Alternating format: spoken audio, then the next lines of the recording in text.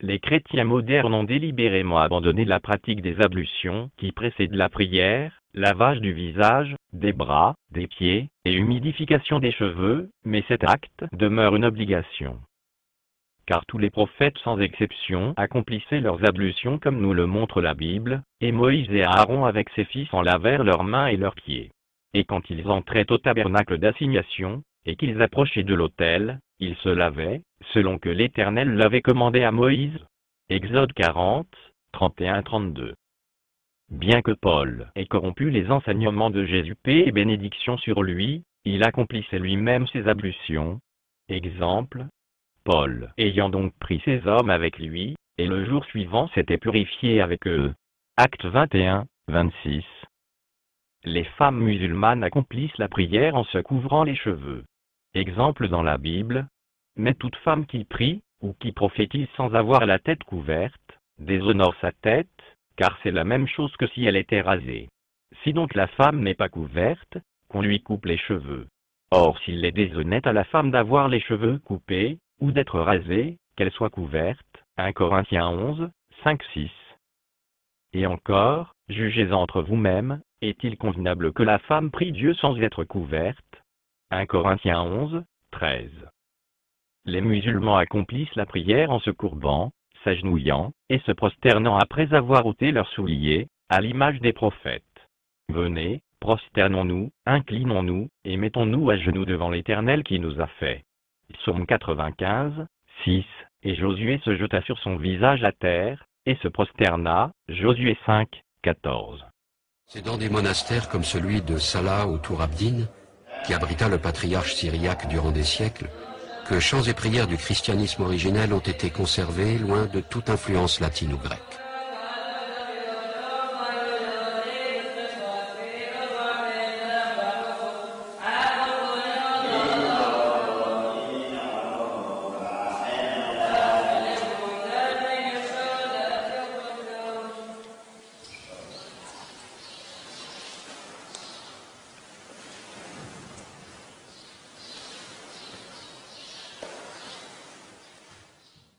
Et Dieu dit, n'approche point d'ici, déchausse tes souliers de tes pieds, car le lieu où tu es arrêté, est une terre sainte. Exode 3, 5, Acte 7, 33. Autre exemple, et Élie monta au sommet du Carmel, et se pencha contre terre, il mit son visage entre ses genoux. 1 Roi 18, 42. Alors Moïse et Aaron se retirèrent de devant l'assemblée à l'entrée du tabernacle d'assignation, et tombèrent sur leur face, et la gloire de l'Éternel apparut. Nombre 20, 6. Alors Abraham tomba sur sa face, et Dieu lui parla. Genèse 17, 3.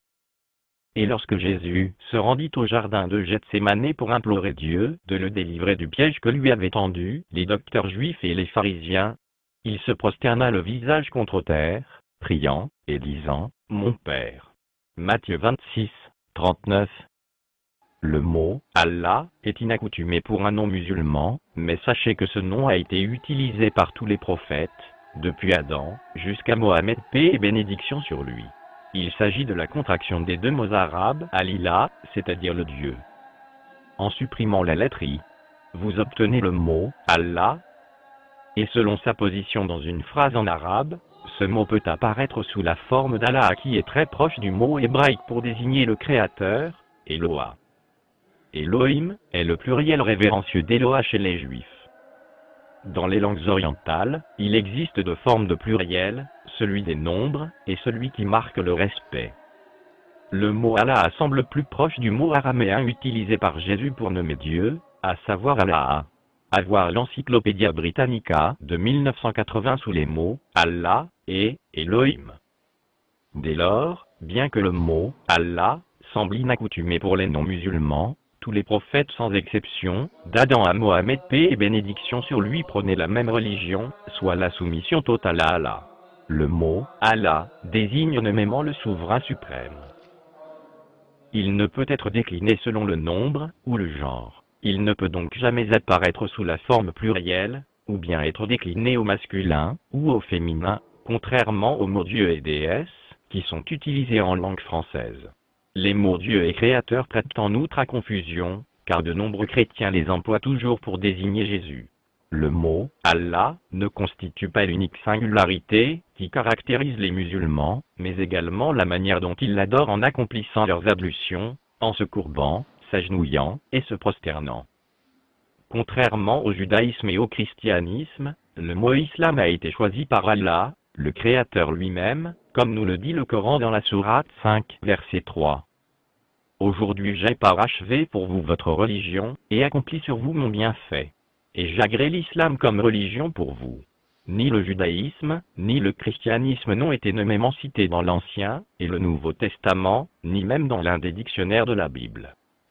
Aucun prophète israélite n'a jamais mentionné le mot judaïsme, et Jésus n'a jamais prétendu instaurer le christianisme sur terre, et ne s'est jamais identifié en tant que chrétien. Nous pouvons interpréter la Bible, et corriger les erreurs qui se sont glissées dans les croyances, juives et chrétiennes, grâce au texte coranique.